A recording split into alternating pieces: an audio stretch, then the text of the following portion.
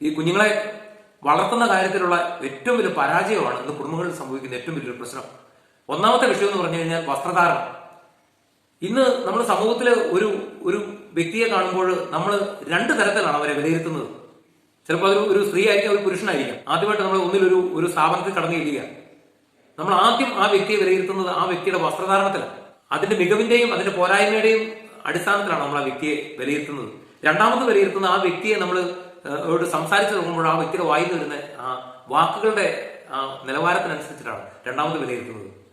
ഞാൻ പറഞ്ഞത്, ഈ കഴിഞ്ഞ ദിവസം സോഷ്യൽ മീഡിയയിലൂടെ കണ്ടു ഒരു പ്രായമായ ഒരു മനുഷ്യൻ ഒരു അടുത്തിരുന്ന ഒരു പെൺകുട്ടിയുടെ ഇവട് വളരെ മോശമായ രീതിയിൽ പെരുമാറുന്നത്. ഇത് പറയുമ്പോൾ ആ പെൺകുട്ടി ഒരു പെറ്റിക്കോട്ട് പോലത്തെ ഒരു സാധനമായിട്ടിരുന്നത്. ഇപ്പൊ ഞാൻ പറയട്ടെ, ഞാനിവിടെ നിങ്ങളുടെ മുമ്പിൽ ഇട്ടിരിക്കുന്ന ഒരു ജുബ, ഒരു ഫുൾ കൈ ഒരു ജുബ ഇട്ടിട്ടാണ്. ഞാനൊരു ആണായിരിക്കുന്നിടത്തോളം കാലം എനിക്ക് ഇത്രത്തോളം മറയ്ക്കേണ്ട ആവശ്യമൊന്നുമില്ല.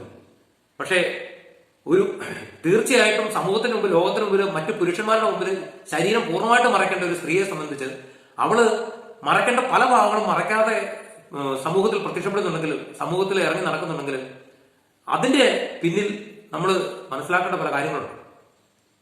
അവള് നിറവേറ്റുന്ന അവളുടെ ഉള്ളിൽ വസിക്കുന്ന തിന്മയുടെ ഇഷ്ടമാണ്. അപ്പോ വീട്ടില് ഇവളെ വളർത്തി കിടത്തി വിടുന്ന അപ്പനും അമ്മയും അവരുടെ മുമ്പിൽ കൂടിയാണ് അവള് ഇതുപോലെ വേഷം കെട്ടി ഇറങ്ങിപ്പോകുന്നത്. അതിന്റെ ഉത്തരവാദി എന്ന് പറഞ്ഞാൽ തീർച്ചയായിട്ടും അവളുടെ അമ്മയാണ്. അത് കഴിഞ്ഞിട്ട് അവളുടെ അപ്പനും. ഈ മകളെ നിയന്ത്രിക്കാൻ പറ്റാതെ അവളുടെ ഇഷ്ടത്തിനനുസരിച്ച് വിടാൻ അവർ മനസ്സ് വെക്കുന്നുണ്ടല്ലേ. മറ്റുള്ളവരില് പ്രലോഭനം ഉണ്ടാക്കുന്ന വിധത്തിലുള്ള മാന്യതയില്ലാത്ത വസ്ത്രം ധരിച്ചുകൊണ്ട് നടന്നിട്ട് എന്തെങ്കിലും പ്രശ്നം ഉണ്ടായിട്ട് പിന്നെ മറ്റുള്ളവരുടെ മെക്കെട്ട് കയറിട്ട് വല്ല കാര്യമുണ്ടോ?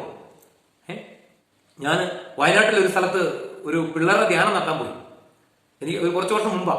അന്നൊരു ടൈറ്റ് ജീൻസും ഒരു ടീഷർട്ടും ഇട്ട് ഒരു പെൺകുട്ടി എൻ്റെ അടുത്ത് കൗൺസിലിങ്ങിന് വന്നു. ഞാൻ ആ മോളോട് പറഞ്ഞു, മോളെ, ഈ കൂട്ടത്തിൽ ആരും ഇങ്ങനത്തെ ഡ്രസ്സും ധരിച്ച് വരുന്നില്ല, പള്ളിയിലും ധ്യാനത്തിന് വരുമ്പോൾ ഇങ്ങനെയൊന്നും വരരുത്. അതുപോലെ കുറച്ച് കാര്യങ്ങൾ പറഞ്ഞു കൊടുത്തു. നമ്മളൊരു 2 വീലറൊക്കെ ഓടിച്ചതുപോലെ ഒരു മോശമായ ഡ്രസ്സൊക്കെ ഇട്ട് പോവുകയാണെങ്കിൽ അത് കാണുന്ന വാഹനം ഓടിക്കുന്ന ഡ്രൈവർമാരുടെ ശ്രദ്ധ ചിലപ്പോൾ തെറ്റും. അത് വലിയ അപകടത്തിന് കാരണമാകും. അപ്പൊ അതുകൊണ്ട് മാന്യതയ്ക്ക് ചേരാത്ത വസ്ത്രമൊന്നും ഇടരുതെന്നൊക്കെ പറഞ്ഞു വിട്ടു. പിറ്റേ ദിവസം പെങ്കുച്ച് വന്നില്ല, ലാസ്റ്റ് ദിവസം പെങ്കുച്ച് വന്നില്ല.